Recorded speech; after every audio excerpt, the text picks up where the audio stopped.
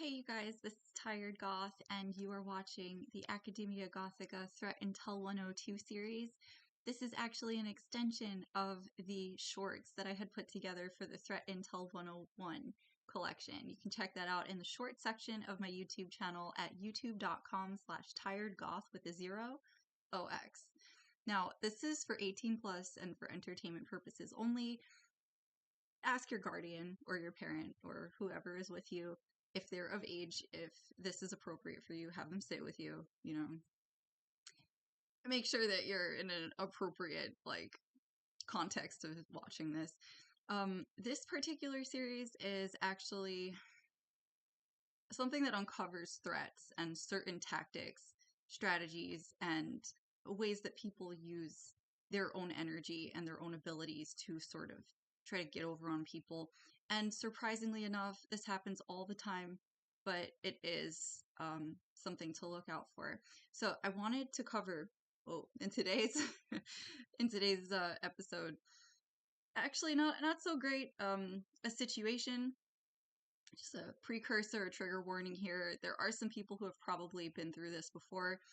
This is something called the relationship scam, right? This is sort of an offshoot of the romance scam episode. If you haven't seen that, go check out the video collection that I have and look for that part, look for that video. But this particular circumstance is actually sort of a precursor to that type of romance scam and financial scam.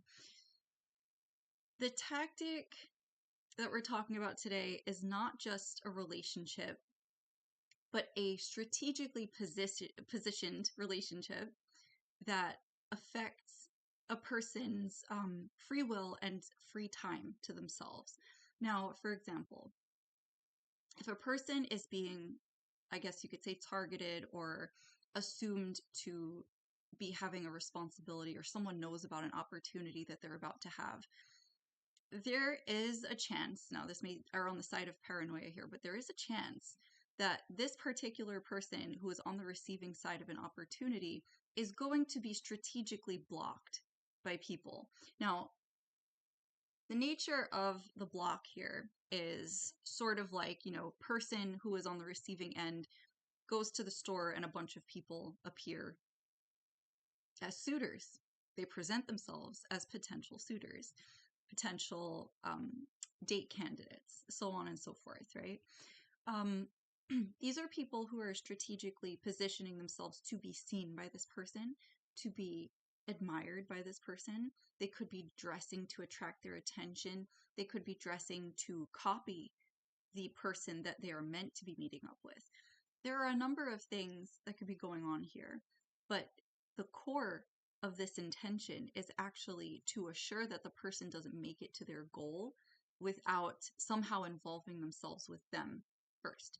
Now, this is an issue because it plays on the empathy of a person.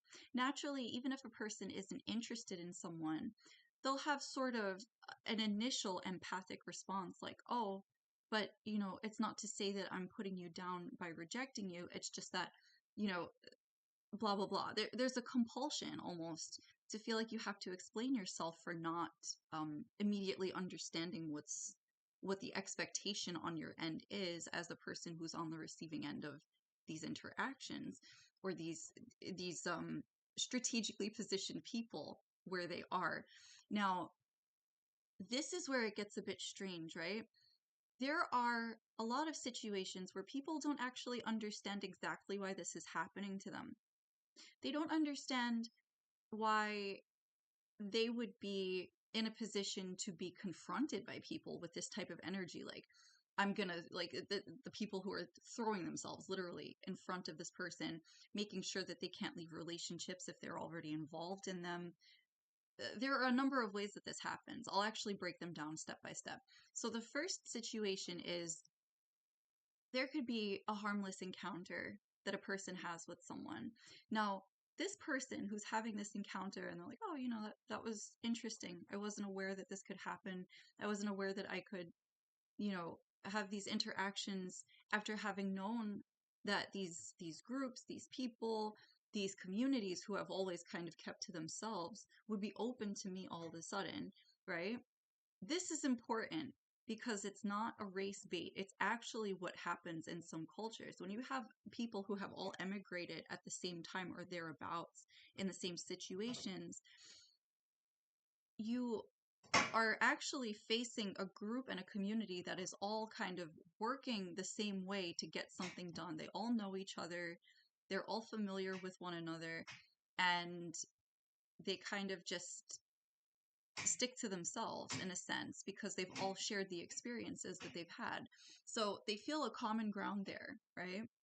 And it's not to say that they're exclusionary, but in a way they are, especially if they're first generation, they are a bit exclusive to who it is that they connect with. There are a lot of communities that are prearranged from other countries to sort of mesh people in and assimilate them comfortably. So you have the assimilation process, and then you have the process where these people who have assimilated and perhaps grew up, for a while in that area will get to know gossip amongst their own community about other people in the community without them knowing. This is dangerous when you are dealing with communities that know about your inheritances, your properties, and perhaps some of your dirty family secrets before you do, because of who those people in your family went to divulge this information. This is a threat model. We just built one without even trying. So, this situation is one type of, I guess you could say, can of worms that tends to open up once a person is of an age where they would be on the receiving end of other people's reactions to them, almost as if they were a celebrity. But they wouldn't know that they were a celebrity if no one actually spoke with them. This situation of this, blind ignorance to what is actually being sent to them in the way of reactions, opinions, and general public reactions to their life and their, like, what's going on with them, is something that can cause problems for them in the case of an inheritance, in the case of some sort of gossip that had to do with their younger years and how it transformed as they got older.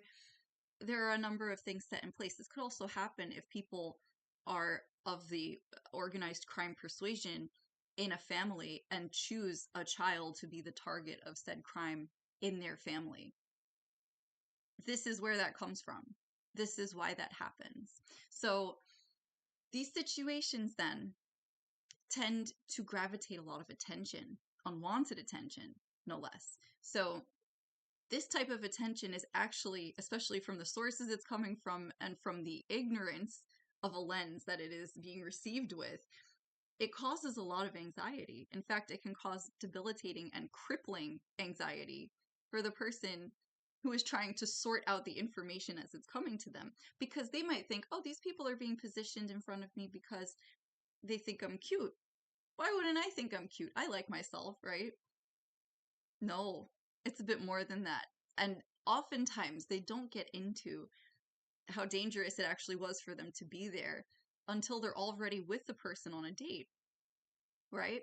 So this is one thing that we're going to talk about here, but we're also going to talk about what happens when a person, and you can check out some of these articles that led up to this particular discussion here at patreon.com/agofficial, in some of the articles where I reference weaponizing homelessness.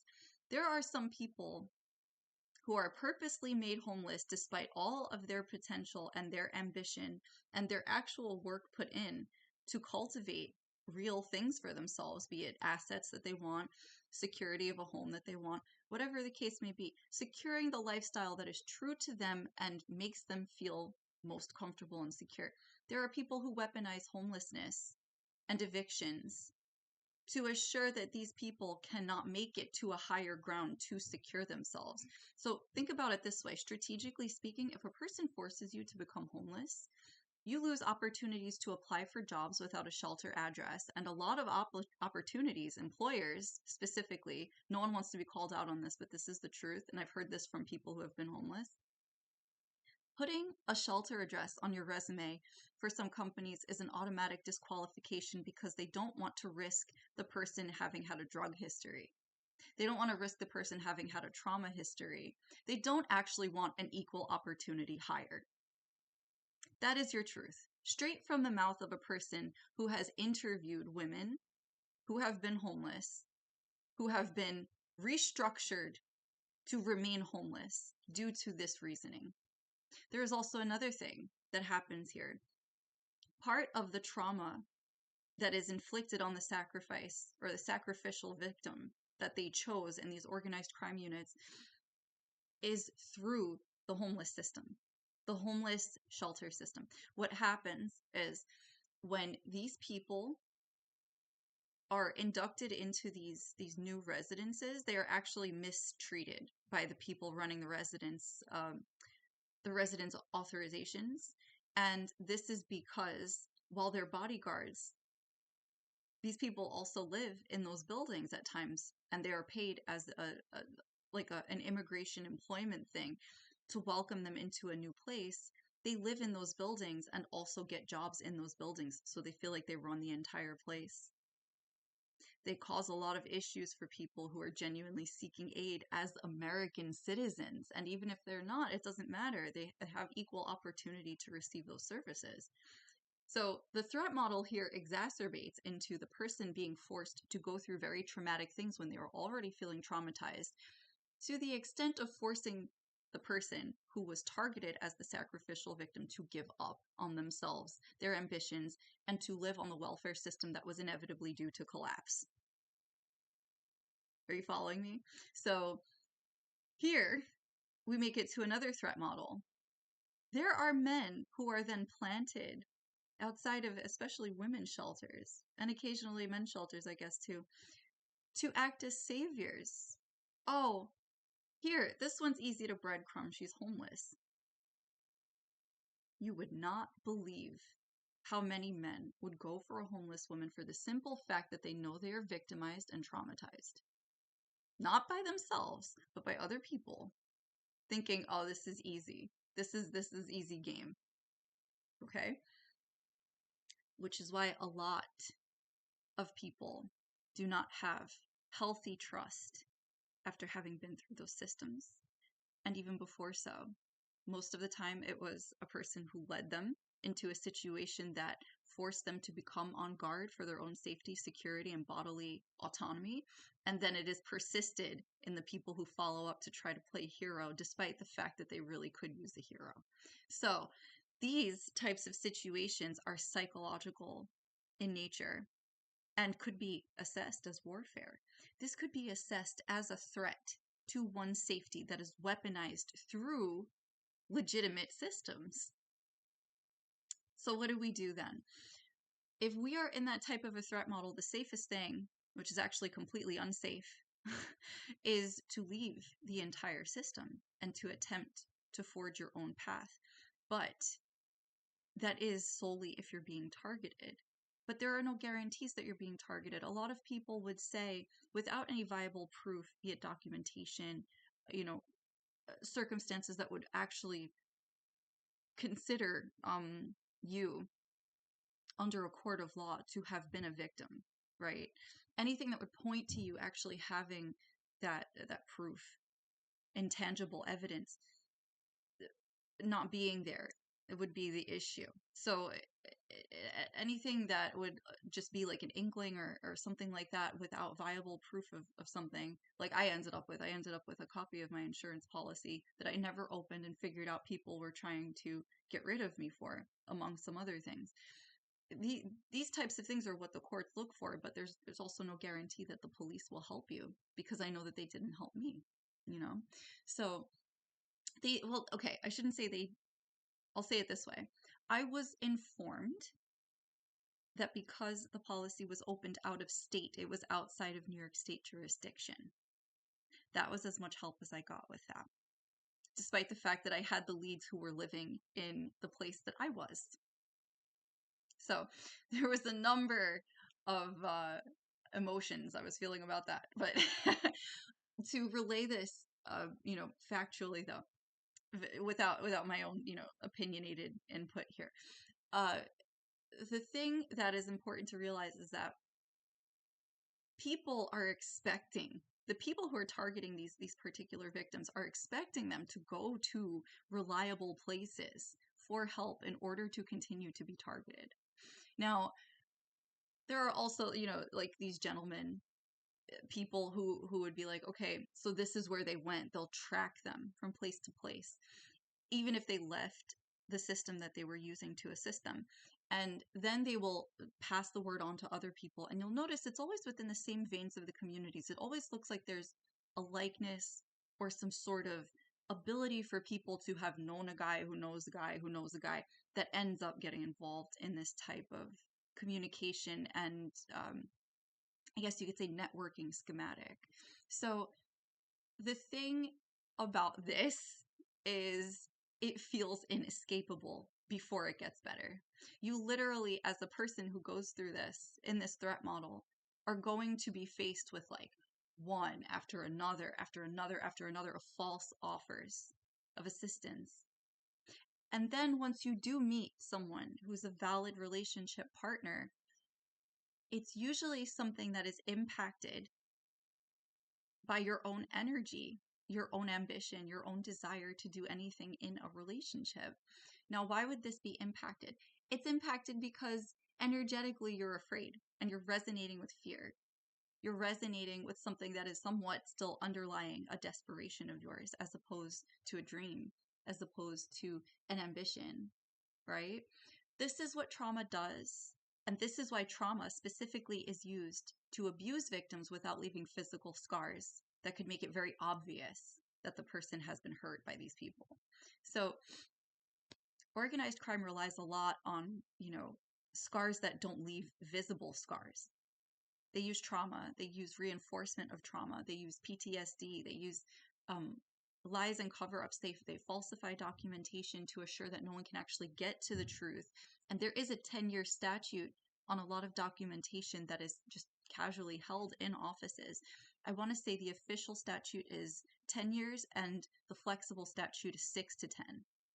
So short of actually going into an archive dedicated to this type of storage to figure out where people's real documentations are, and usually there are entire buildings dedicated to solely this particular storage type, you would only be able to go 6 years back into documentation, meaning that after a 7th year, you would have to dig deeper to find out the truth of someone's health, the truth of someone's goings on, the truth of someone's dealings with family, friends, networks, things like this. And this is very important because this is how people are getting away with the fraud. If you don't know the time frame that you're working within, you do not know what to look for and how far to go to find these records. Now, there are people who have been abused and it was hidden for 30 and 40 years of their lives.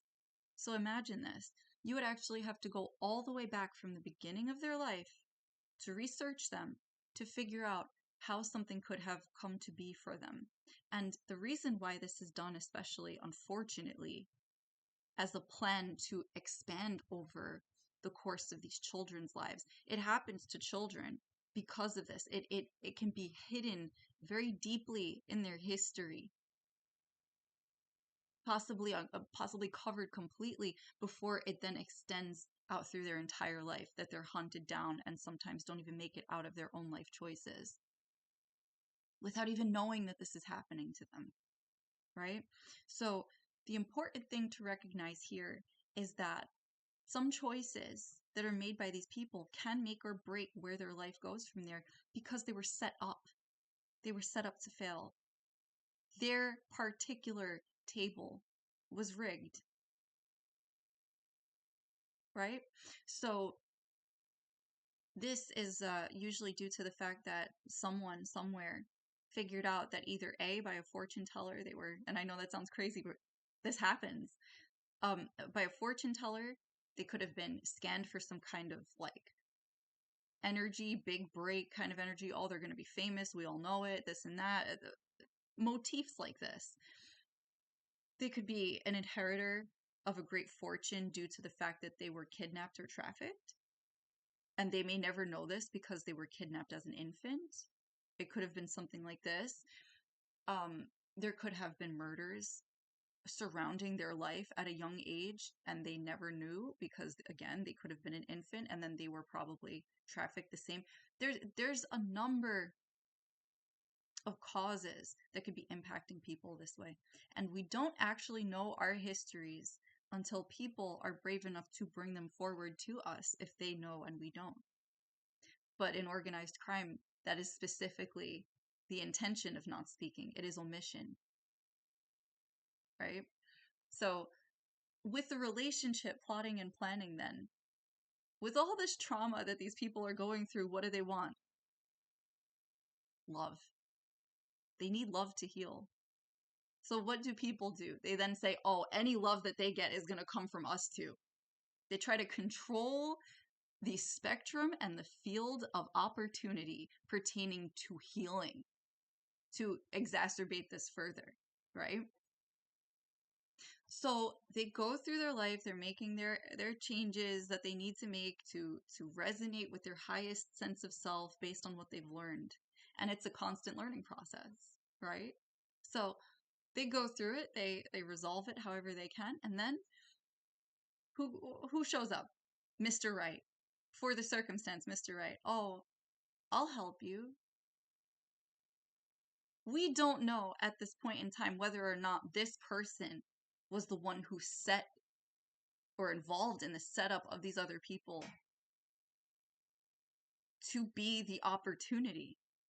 There are some people who are so desperate to cover up their own behavior, their own lifestyles, and their own choices that they set people up to rely on them so that they can't get caught. This is another facet of the relationship scam. Because if you have someone, for example, who is an obsessive stalker, and no one really knows this about them, and they have their eye of interest on someone, they might actually act on it in such a way where that person has no idea that they've been targeted, has no idea that they have been trafficked, has no idea that they have been harmed until they get there. And then once they make it out, anything seems better than what they've been through. And so they consider the option that did that to them. It's almost like, I want to say like Munchausen syndrome, where the person who's attacking you becomes the person you love, or like Nightingale syndrome, where the person that ends up forcing you to do things for them becomes the person you love because you feel like you're subservient to their abuse at that point for obligation reasons, like, oh, I feel so entangled with them, so on and so forth, but maybe it's love, so on. There are a number of things that could be impacting a person's emotional state and their psychological ability to process information effectively and safely following the persistence of these events. So while there's a chance that that could happen, there are some people who do make it out of that, and they make it out of it more or less intact. It's just, they must have a sense of astonishment for themselves, like, wow, I really made it out of that without a scratch on me, considering what the alternative situation could have been, where it would have been far worse, possibly mortal in its effects, right? So mortally fatal, I should say. So there's a lot that plays into these situations to affect a person's livelihood, their safety, their ability to assess reality for themselves. And if I'm not mistaken, there are a lot more laws set in place to protect one's ability to assess their own realities based on facts and not other people's control of their perceptions or how they are perceived and received by society. Because this, for all of you who are paying attention historically, is a type of discrimination and unlawful segregation of a person from themselves through acts of manipulation. So there's a lot that we've discussed here, but yes, there are people in this world who actually plant themselves to be in relationships with people by abusing them first. There are people who plant people in relationships for them to become hurt in those relationships. And these people know this. Some arranged marriages are not meant to stay married. Some arranged marriages are meant to force a person to become a sacrifice without the person getting caught, without anyone being blamed, with everyone walking away with hands clean and blameless, because the person who was arranged in that marriage decided to unalive themselves out of stress, out of trauma, out of repeated exposure to the very things that abused their psyche. So it's very important for a person who has been through this or maybe resonates with this to take stock of how far you've come and to just appreciate yourself and surround yourself with people who appreciate you. Not the way that your abusers did, but the way that you were always afraid to receive. It's very important because this is what will heal your heart. And what is your heart if not the vessel for your soul? Your mind and your heart are your soul, right? You need both. This has been Tired Goth. I hope this was enlightening. I hope that it's my hope that when you see these shows, it puts you onto some stuff that maybe you never considered could be affecting some people. And I care about you all so much. I wouldn't be able to live with myself if I wasn't able to come out here and just help you in some way, you know. I love you guys. Stay tuned for more content. Happy Sunday. See you later. Bye.